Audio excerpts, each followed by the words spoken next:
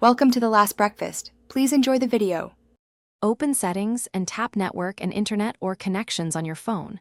Scroll to Mobile Network and select it from the menu. Tap Access Point Names to view your current APN list. If you already have an entry for Banglalink, tap it to edit. Otherwise, tap Add or the plus icon to create a new APN entry.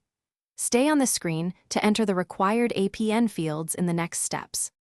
Set name to Banglalink and set APN to Banglalink exactly as shown. Enter what your carrier requires for MCC and MNC if prompted. Usually these autofill. Leave username and password blank unless your plan specified credentials. Set authentication type to none or PAP depending on your phone prompt. For APN type, enter default, MMS, supple to allow internet and MMS services. Double-check spelling and punctuation in each field before saving the new APN entry. To prevent, tap the menu and choose Save to store your new Banglalink APN entry.